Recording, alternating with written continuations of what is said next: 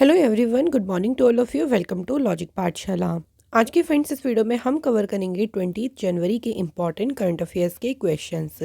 PDF आप लोगों को कहाँ मिलेगा? तो पीडीएफ अवेलेबल मिलेगा टेलीग्राम ग्रुप से लॉजिक पाठशाला 16, जिसका लिंक आपको दिया गया है डिस्क्रिप्शन बॉक्स में। तो चलिए फ्रेंड्स, इस वीडियो को शुरू करते हैं मोटिवेशन कोट से। देखिए, आज का मोटिवेशन कोट क्या है? अपने दर्द को अपना मोटिवेशन बना और फिर देख तुझे कौन रोकता है सक्सेसफुल होने से।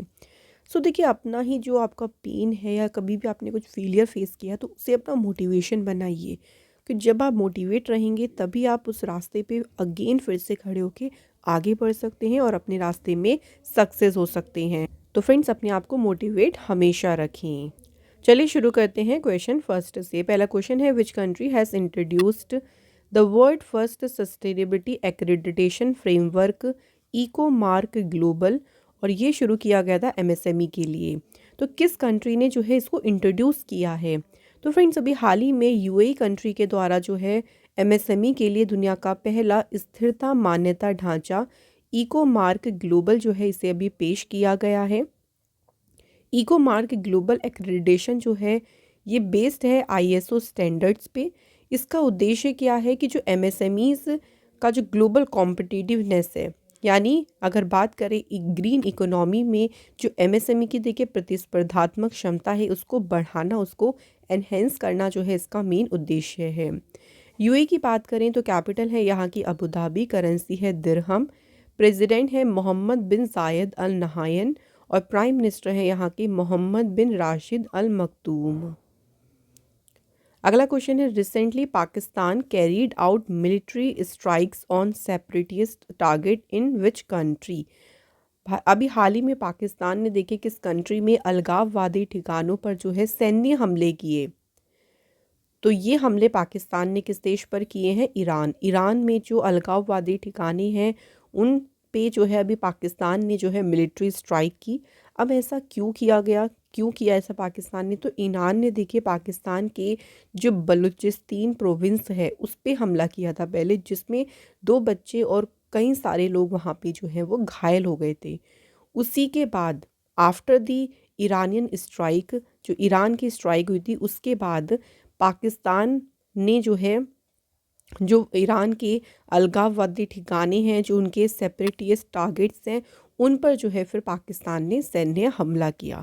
जवाबदेही में आप इस तरह से इसको कह सकते हैं। बात करें पाकिस्तान की तो इंडिया की नेबरिंग कंट्री है Pakistan.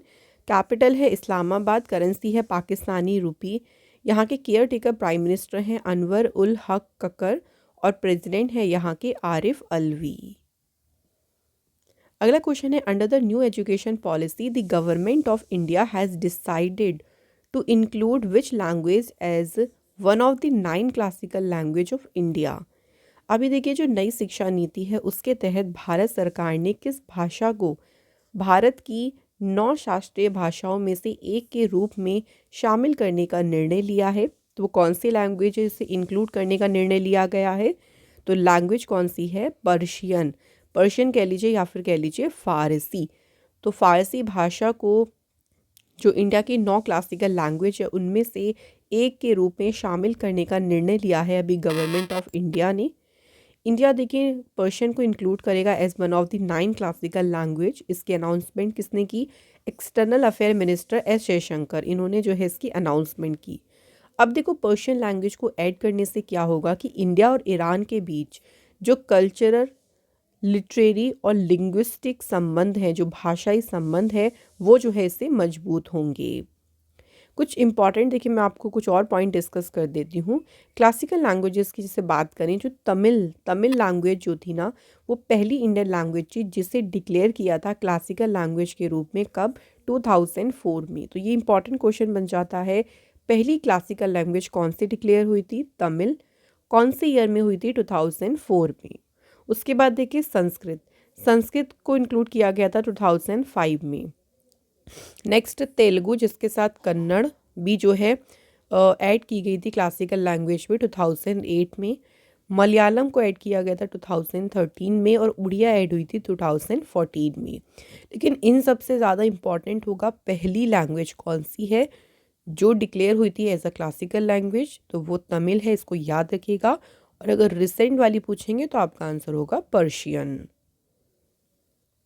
Next question, who has inaugurated the new building of the office of central registrar of cooperative societies office at the world trade centre in new Delhi. नई दिल्ली में वर्ल्ड ट्रेड सेंटर में सहकारी समितियों के केंद्रीय registrar कार्यालय की नए भवन का उद्घाटन किसने किया है? तो इस नई बिल्डिंग का उद्घाटन किया है home affair minister Amit Shah ने। सो जो कोऑपरेटिव सेक्टर है, देखिए ये एक बड़ा कंट्रीब्यूशन है, एक तरीके से बड़ा कंट्रीब्यूशन मार्क करेगा टू इंडियाज़ $5 ट्रिलियन इकोनॉमी गोल। तो भारत का जो लक्ष्य है $5 ट्रिलियन की अर्थव्यवस्था का, तो उसमें सहकारी क्षेत्र का भी बड़ा जो है योगदान है, बहुत बड़ा कंट्रीब्यूशन है। और इसी के लिए अब एक नई बिल्डिंग जो है इनॉग्रेट की है, और जो किसने की है इसे? अमित शाह ने। और कहाँ पर की है ये भी याद रखेंगे, तो न्यू दिल्ली में इस नई बिल्डिंग को इनॉग्रेट किया गया। अमित शाह से चलिए कुछ और इम्पॉर्टेंट न्यूज़ रिवाइज करते हैं। तो इन्होंने नई दिल्ली में नेशनल PACS मेगा कॉन्क्लेव जो हुआ था उसकी अध्यक्षता की।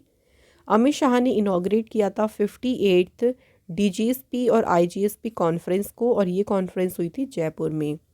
इसके अलावा देखिए इन्होंने नेशनल कोऑपरेटिव फॉर एक्सपोर्ट जो लिमिटेड है फ्रेंड्स, उसका लोगो, उसकी वेबसाइट और उसका जो ब्रॉस है उसको लॉन्च किया है।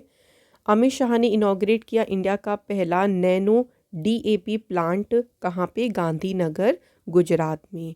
तो फ्रेंड्स ये सभी इंपॉर्टेंट पॉइंट याद रखेंगे अमित शाह से रिलेटेड। तो इस तरह से फ्रेंड्स आप अपनी न्यूज़ को भी देखिए रिवाइज करते रहें, क्योंकि करंट अफेयर्स आप सोचे कि आप सारे याद कर लेंगे, ऐसा पॉसिबल नहीं है। उसके लिए आपको रिवीजन करना होगा। रिवीजन करेंगे तो बहुत सारी चीज़ें हमारे माइंड में रहती है और अच्छे से हम उनको कवर भी कर सकती हैं। नेक्स्ट क्वेश्चन देखिए, who has inaugurated the 12th general assembly of Asian Buddhist conference for piece in new Delhi. तो नई दिल्ली में अभी शांति के लिए एशियाई बौद्ध सम्मेलन की जो 12वीं महासभा हुई थी, इस महासभा का उद्घाटन किसने किया? तो फ्रेंड्स इसका उद्घाटन किया है वाइस प्रेसिडेंट जगदीप धनखड़ जी ने। सो वाइस प्रेसिडेंट जी का कहना है कि आजकल जो वर्ल्ड है देखिए वो बहुत सारे चैलेंजेस फेस कर रहा है, जैसे कि क्लाइमेट चेंज, कॉन्फ्लिक्ट जो होता है, संघर्ष हो जाता है, टेररिज्म यानी आतंकवाद, पोवर्टी, गरीबी। तो ये सारे चैलेंजेस बहुत ज़्यादा वर्ल्ड फेस कर रहा है, जो कि यूनिवर्सल हैं and can be addressed by common resolve and collaborative and collective approach. तो फ्रेंड्स इसको जो है वो सामूहिक रूप से जो है इसको एक तरीके से रिजॉल्व भी कर सकते हैं, मिलकर इस पे काम कर सकते हैं। तो ऐसा इस असेंबली के द्वारा, वाइस प्रेसिडेंट के द्वारा कहना है।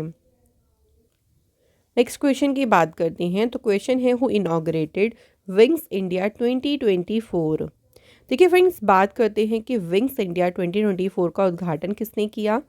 तो civil aviation minister Jyotiraditya M Scindia ने जो है इसे इनॉग्रेट किया है। ये जो इवेंट हुआ था ये एक सिग्निफिकेंट माइलस्टोन को मार्क करता है इन the Indian aviation sector, highlighting it's growth and future potential. तो जो भारतीय विमानन क्षेत्र है उसके एक सिग्निफिकेंट माइलस्टोन को दर्शाता है, और इसकी जो ग्रोथ हुई है और जो फ्यूचर पोटेंशियल है देखिए उसको भी ये उजागर करता है।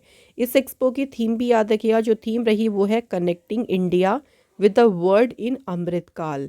तो ये इसकी रही थी विंग्स इंडिया 2024 की थीम।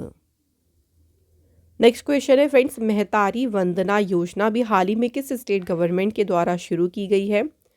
तो महतारी वंदना जो योजना है ये अभी फ्रेंड्स साल में शुरू करी है छत्तीसगढ़ गवर्नमेंट ने। अब इस योजना के तहत देखिए क्या होगा, तो इसके तहत महिलाओं को देखिए हर एक महीने में 1000 रुपये जो हैं उनको दिए जाएंगे, उनको फाइनेंशियली मदद की जाएगी। तो साल के कितना हो गया? 12,000। तो 12,000 रुपये की उनको फाइनेंशियली मदद की जाएगी।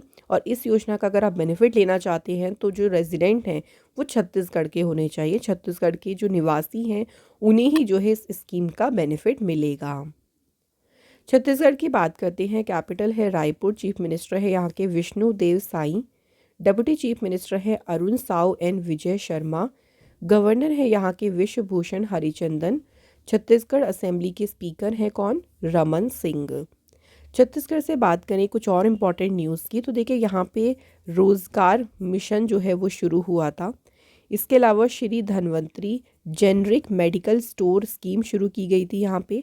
कौशल्य मातृत्व योजना, मुख्यमंत्री मितान योजना, इसके अलावा मजदूर न्याय योजना। ये सारी योजनाएं किसकी हैं? छत्तीसगढ़ गवर्नमेंट की। अभी रिसेंटली आपको याद होगा छत्तीसगढ़ की सरकार ने जो है रामलला दर्शन स्कीम को जो है लॉन्च किया था। तो फ्रेंड्स ये याद रखिएगा, इंपॉर्टेंट स्कीम है छत्तीसगढ़ की। तो ऐसे ही आप लोग भी रिवाइज करते रहें जो स्कीम्स होती हैं या स्टेट गवर्नमेंट की योजनाओं को। नेक्स्ट क्वेश्चन देखिए, who has been appointed as a chief staff officer at the headquarters of eastern naval command. तो पूर्वी नौसेना कमान के मुख्यालय में अभी मुख्य कर्मचारी अधिकारी के रूप में किसे नियुक्त किया गया है? तो फ्रेंड्स इस पद पर अपॉइंट कौन हुए हैं? शांतनु झा। तो शांतनु झा जो हैं अपॉइंट हुए हैं as a chief staff officer. Defence sector की बात करें अपॉइंटमेंट्स की, तो देखिए अभी नेवल ऑपरेशन के डायरेक्टर जनरल बने N Pramod. Indian naval academy के कमांडेंट बने हैं vice admiral Vineet McCarty. Defence ministry के डायरेक्टर जनरल बने समीर कुमार सिन्हा। और नेवल स्टाफ के वाइस चीफ कौन बने हैं? दिनेश के त्रिपाठी। नेक्स्ट बात करते हैं, देखिए who has been appointed brand ambassador for RuPay prime volleyball league. तो फ्रेंड्स अभी हाल ही में रुपे प्राइम वॉलीबॉल लीग के लिए किसे ब्रांड एम्बेसडर नियुक्त किया गया है?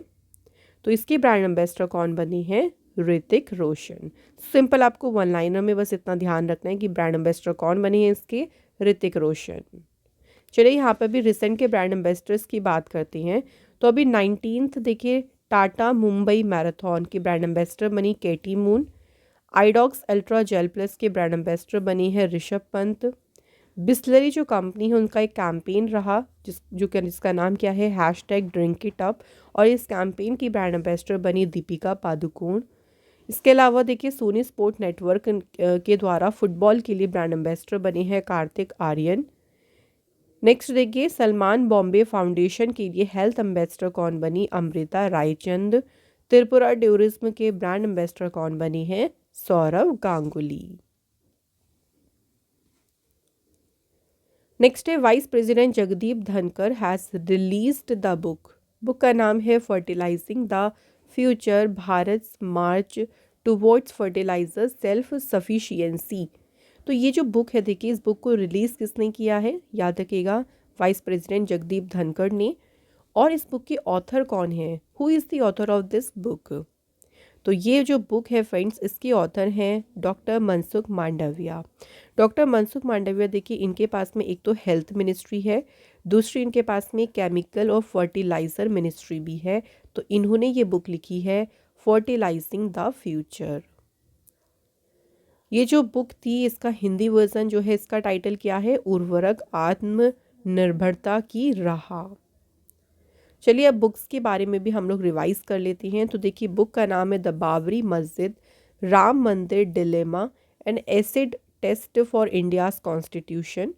ये बुक लिखी है माधव गोडवोले ने। नेक्स्ट बुक का नाम है वाई भारत मैटर्स, इसके author S Jaishankar. Breaking the mould Raghuram Rajan और रोहित लांबा ने लिखी। Madam commissioner the extraordinary life of an Indian police chief, इसके ऑथर कौन है? मीरन चड्ढा बुरांकर।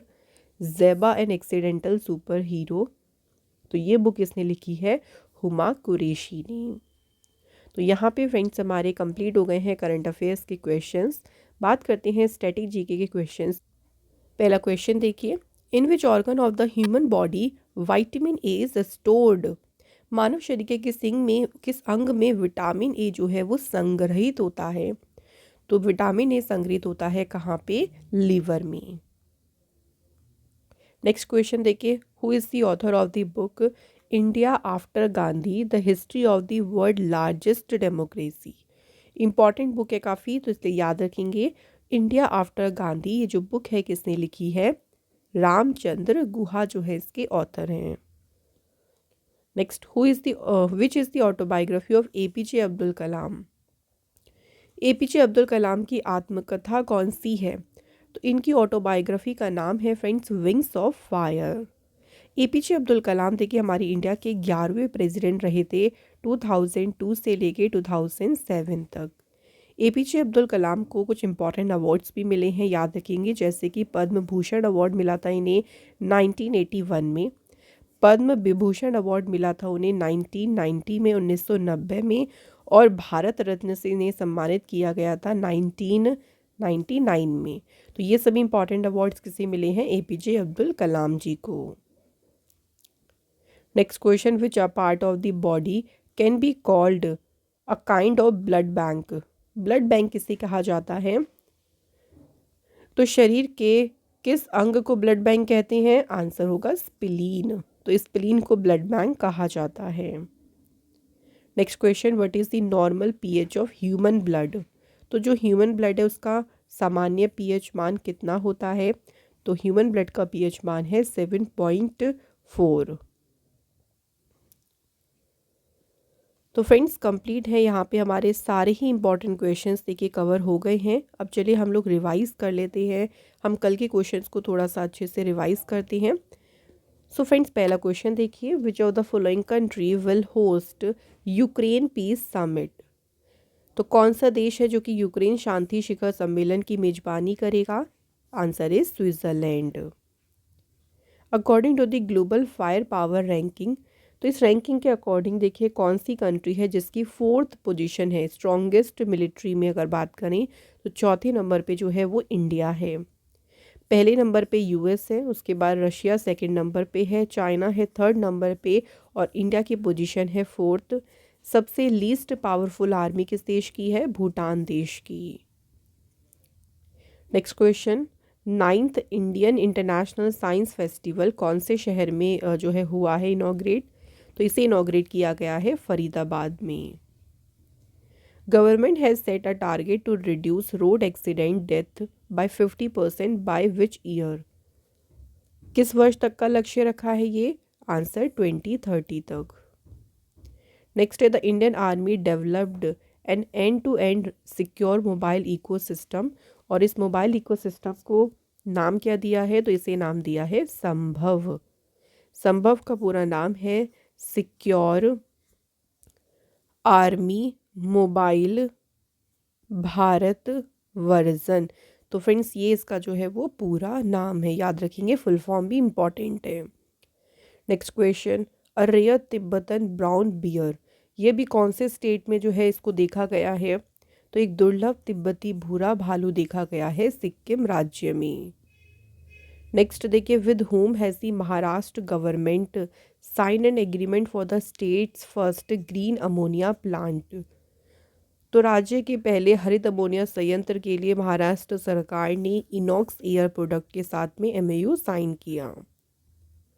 नेक्स्ट देखिए, ग्लोबल एरोस्पेस कंपनी जो बोइंग है, ये पहला अपना डिस्ट्रीब्यूशन सेंटर कौन से स्टेट में खोलेगा? तो इन्होंने पहला खोला है उत्तर प्रदेश में। Who has been appointed as a commandant in the Indian naval academy? भारतीय नौसेना अकेडमी के कमांडेंट के रूप में किसे नियुक्त किया गया है? विनीत मैकार्टी को। सो फ्रेंड्स कंप्लीट हो गए हैं हमारे यहाँ पे सभी इंपॉर्टेंट क्वेश्चंस। अब डिस्कस करते हैं कल के क्वेश्चंस को। तो कल टेस्ट का पहला क्वेश्चन था कि जो कैल्सीफेरॉल है उसका कॉमन नाम, ये किसका, इसका कॉमन नाम क्या है? Vitamin D. तो विटामिन डी को कहते हैं कैल्सीफेरॉल। सेकेंड क्वेश्चन था हमारा, कुछ विटामिन के नाम लिखे थे, उनमें से बताना था कि कौन सा विटामिन जो है वो बॉडी में स्टोर नहीं होता, तो वो है विटामिन सी। तो थैंक यू फ्रेंड्स, आप सभी के दोनों क्वेश्चंस के आंसर है बिल्कुल सही। आज के हमने कमेंट इंक्लूड करे हैं Shivi Singh and Pradeep Das, thank you both of you. अब चलिए बात कर लेते हैं आज के क्वेश्चंस की। तो पहला क्वेश्चन देखिए क्या है। तो पहला क्वेश्चन है कि टोडी टैपर्स जो हैं, दाढ़ी निकालने वाले जो हैं, उनके लिए बीमा योजना किस राज्य में लागू की गई है? और सेकंड क्वेश्चन है, कौन सा पहला स्टेट बना जिसने इम्प्लीमेंट की है ब्लाइंडनेस कंट्रोल पॉलिसी?